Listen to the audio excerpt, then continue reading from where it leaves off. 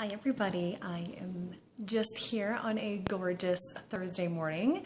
I believe it is snowing out or raining, maybe a combination of either with our fun weather. I have a little ditty about love. I feel like this year love has been a word that has just really kind of stuck with me. You know, people will say that they have a word for the year, and I feel like love is one that has really stuck out to me, that God's like, hey, you need to work on this. And I find that usually I am very loving with people and love being around people, but there are certain people that it is very, very challenging to be around and to really love them well. And you know, I've struggled with that. I've literally been around them, and then I go in the bathroom and pray, and I'm like, Lord, how do you help me love this person better?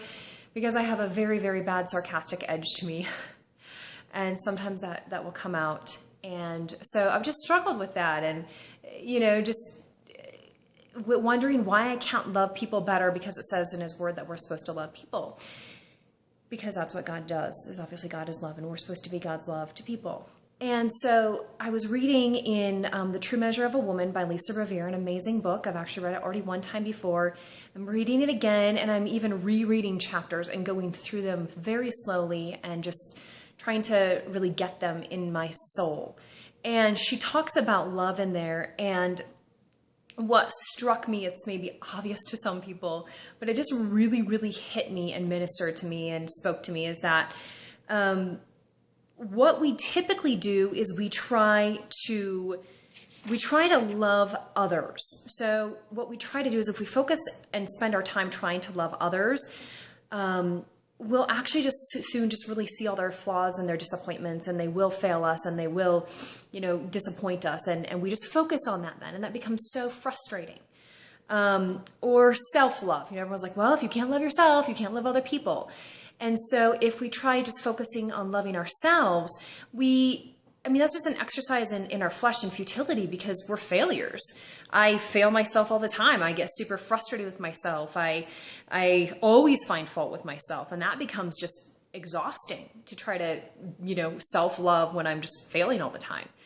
And so what God's answer to this really is, and it's so obvious, is that we first have to be so in love with Him. And we get that mixed up. Again, we try to love others, or we try to love ourselves and then love God. And that is completely wrong, because perfect love only comes from God. And so we're missing the source completely. So first, it just really goes to show that we must first, and it says that in His Word, first, the first commandment, love the Lord your God with all your soul, with all your heart, with all your mind, and with all your strength. And then you will love your neighbor as yourself. So my focus today is that God is calling us to love Him first, so that we can love others and then ourselves. You guys, this book really is just amazing. I really hope that you get it, especially women. You know, I'll post it below there, but God really just wants us to love Him, and His love never changes. His love has no fear, and we can have that kind of love and love people in that same way, but only when He is our first love. So that's just my prayer for me, is that He just reignites that love for you know, Him in me, that I just pursue His love first and foremost, and out of that will absolutely flow love for others and love for myself, because it's His perfect love. I hope this makes sense to somebody. If you have questions, comments, feel free to bother me. I love you. And I love God. Have an amazing day.